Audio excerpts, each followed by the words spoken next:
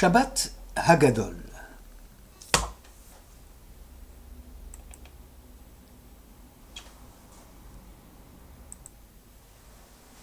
Je parcourrai le pays d'Égypte cette même nuit, je frapperai tout premier-né dans le pays d'Égypte, depuis l'homme jusqu'à la bête, et je ferai justice de toutes les divinités de l'Égypte, moi l'Éternel.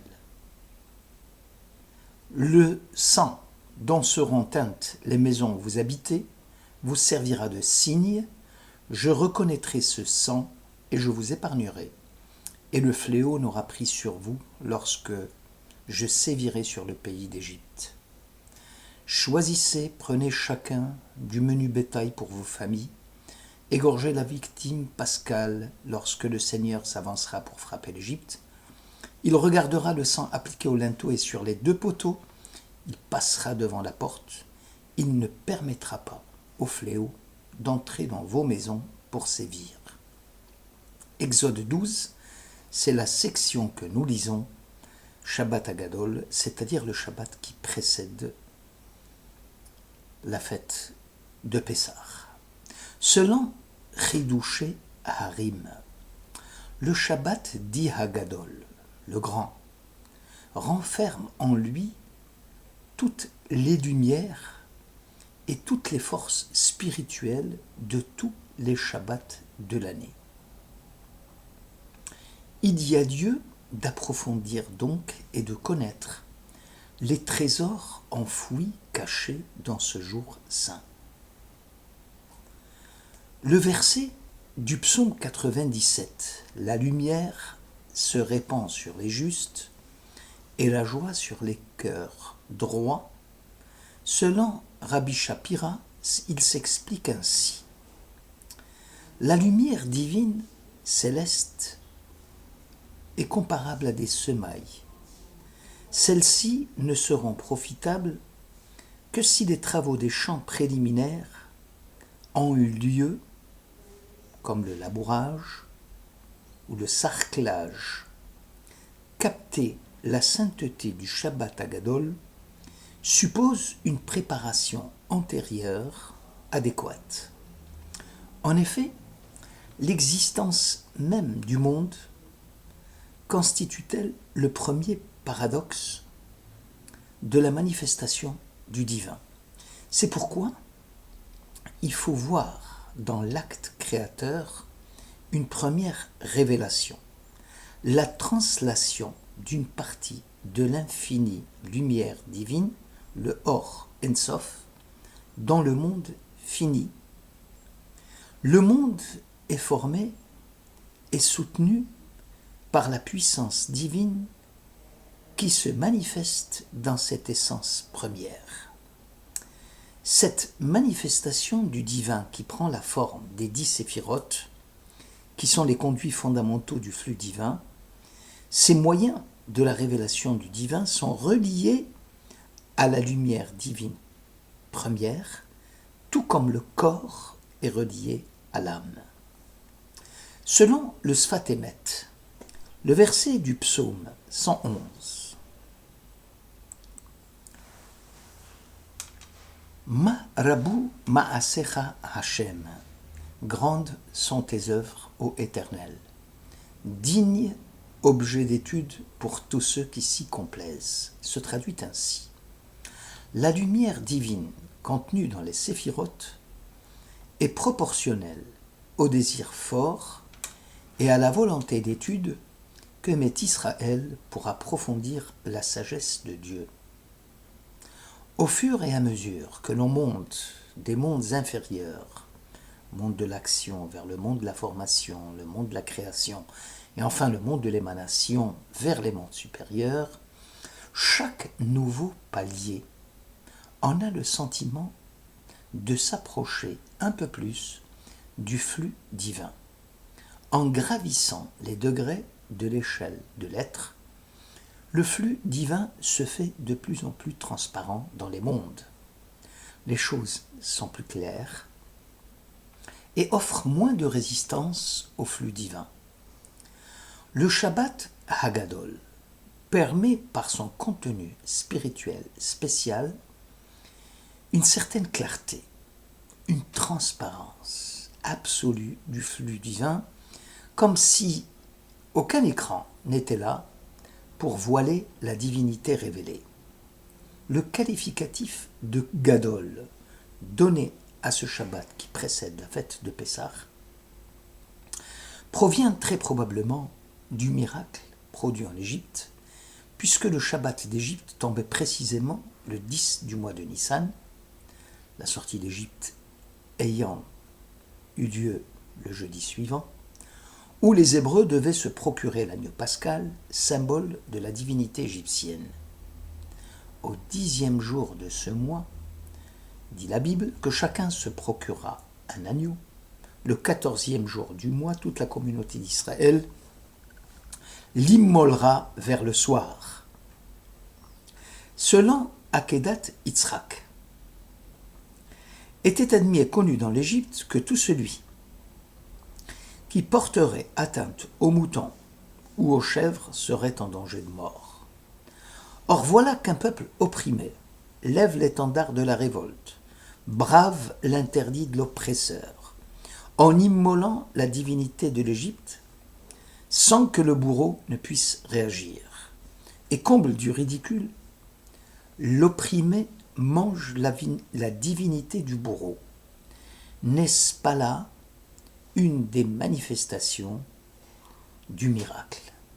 La nuit du 15 Nissan, lorsque le signal de la rédemption fut donné, deux événements exceptionnels se produisirent alors. La mort des premiers-nés égyptiens et la néantisation des divinités égyptiennes. Je parcourrai le pays d'Égypte cette même nuit, je frapperai tout premier-né dans le pays d'Égypte, depuis l'homme jusqu'à la bête, et je ferai justice de toutes les divinités de l'Égypte, moi l'Éternel. La personnalisation du pouvoir par le Pharaon est le piège le plus dangereux auquel peu d'hommes de pouvoir résistent. Apparaître, s'accaparer le lieu, publier son message, occuper la place du visage caché de Dieu, le manifester en son lieu et à sa place, cette occupation du lieu d'autrui détruit le reste de l'homme, car il ne trouve plus alors de place où se tenir et où apparaître. Dans la cité, le temple dans lequel le rideau est tiré, qui sépare les parvis du Saint des Saints, où nul n'entre, si ce n'est une fois l'an le grand prêtre. Dans la cité, un lieu doit échapper à l'emprise du pouvoir, et cela est suffisant pour assurer la liberté des hommes. Le Shabbat Hagadol porte en lui le sceau d'un pouvoir supérieur qui domine le pouvoir des hommes.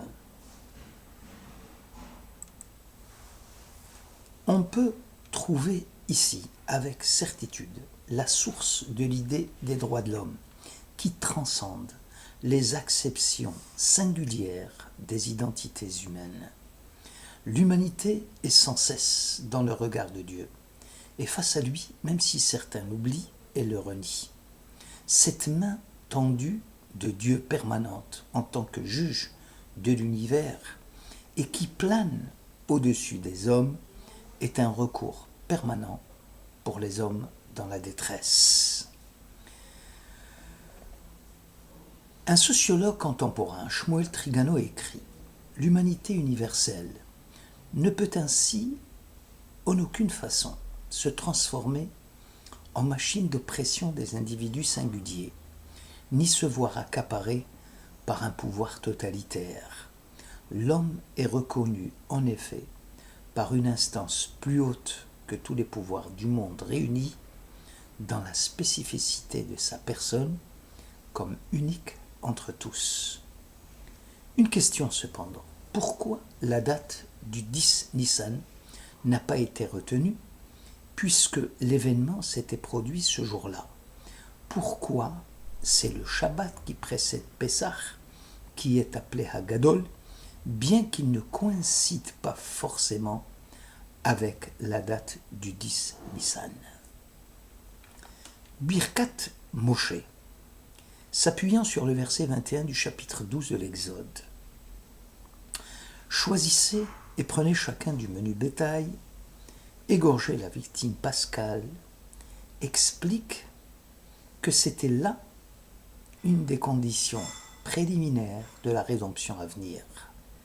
Le refus de se séparer des divinités égyptiennes, comme celui de ne pas égorger l'agneau pascal, serait interprété comme le signal d'une désobéissance à Dieu. Les préparatifs à l'abattage rituel des idoles de l'Égypte devaient commencer le Shabbat 10 Nissan, Shabbat célébré en Égypte.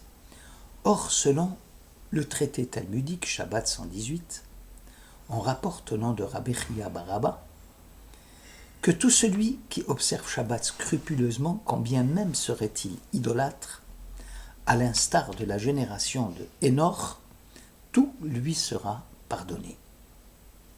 Dès lors, Shabbat devient le contrepoids au culte païen et le remède efficace pour s'en purifier. D'où le choix du Shabbat Hagadol plutôt que la date du 10 Nissan. Sfat Emet écrit à propos du verset 29 du chapitre 12. Au milieu de la nuit, le Seigneur fit périr tout premier-né dans le pays d'Égypte. Au milieu de la nuit, dans un pays où l'impureté est reine, la manifestation de la sainteté du Saint béni soit-il fut intense. C'est ce que nous disons dans la Haggadah de Pessah. Bémora Gadol, par une grande frayeur. Ce fut la manifestation de la providence, Giloui Shrina. Pour parvenir à la révélation, à la Shekhinah, il faut percevoir ce que le sens commun ne parvient pas à percevoir. Il faut être un miroir où se réfléchit Dieu, s'élever au niveau de son existence. Ce que Dieu réclamait d'Israël, à Shabbat Hagadol, c'est se dépouiller des nombreuses idées fausses de leurs croyances acquises en Égypte. Il n'est pas donné à tout homme de reconnaître Dieu. La lumière divine peut briller au-dessus de nos têtes, sans que nous sachions l'apercevoir, faute de nous débarrasser de notre fausse sagesse. Nous demeurons sourds au sublime. Ici, le commandement divin, égorger la victime pascale, semble comme un signe musical d'une harmonie divine, que les meilleures cordes de l'âme peuvent émettre. C'est par le sens du sacré que l'on peut percevoir Dieu, y compris dans l'Égypte impure et idolâtre. Le même commentateur explique le refus de Moïse d'être le sauveur. Quoi ? Les enfants d'Israël ne m'ont pas écouté, et le Pharaon m'écouterait. La désobéissance d'Israël provenait des bribes des fausses croyances qui continuaient à parasiter leur esprit et leur cœur. Or, la présence de Dieu n'est pas dévoilée à ceux qui prennent leur distance pour essayer de juger. À ceux qui n'ont pas le pouvoir de dépasser les valeurs qu'ils chérissent, la Shekhinah par contre s'ouvre à celui qui se donne à elle, à celui qui accepte de vivre dans son intimité. Le peuple d'Israël n'a pas donné sa confiance à Moïse à cause des miracles qu'il a faits. Ils auraient pu être accomplis par des magiciens d'Égypte, ce qui a permis d'accorder leur confiance à Moïse. Ce fut le fait qu'ils partagèrent pendant un moment son degré de sensibilité à Dieu. Vaya Aminu, Bachem ou Moshe Avdo. Le peuple eut foi en Dieu et Moïse. Shabbat Hagadol fut le signal puissant de cette sensibilité partagée. Imre Emet, se référant au Zohar, qui proclament que tous les jours de la semaine puisent leur force spirituelle du Shabbat qui les précède. En Égypte aussi, ce principe s'appliquait. L'Exode sera le déclenchement de l'énergie nécessaire pour quitter l'impureté. Celle-ci va tirer sa force du Shabbat Agadol qui va précéder la sortie d'Égypte. On en déduit que l'état d'esprit qui doit animer la préparation à la mitzvah est plus important que la mitzvah elle-même. En effet, l'acte de l'observance est borné, même si l'acte constitue la présence d'une signification divine dans l'accomplissement de la loi, alors que la préparation à la mitzvah est infinie. Elle dépend étroitement de l'intuition, de la volonté du fidèle et les sources de la découverte de sa présence qui est plénitude de joie. Le critère de la hachana, la préparation réside dans la joie qu'elle suscite, dans le bonheur qu'elle apporte. Hachanat mitzvah yoter mi mitzvah. Réjouis l'âme de ton serviteur, car vers toi, Seigneur, que j'élève mon âme, disait le psalmiste. Celui qui, lors des arrangements vu de l'accomplissement de la mitzvah, saura élever son âme au-dessus des mesquineries de la signification éphémère, recevra la bénédiction de la joie. C'est là le sens profond du Shabbat Agadol. Il est le prélude des manifestations du divin, de plus en plus importantes, et qui nous font avancer en direction du but choisi par Dieu. C'est ce que nous lisons dans la Haftara de ce Shabbat, dans Malachi 3. Souvenez-vous de la loi de Moïse, mon serviteur, dit l'Éternel, à qui j'ai signifié sur le mont Horeb des statuts, des ordonnances pour tout Israël. Or, je vous enverrai Élie le prophète, avant qu'arrive le jour de l'Éternel, jour grand, Hagadol et redoutable.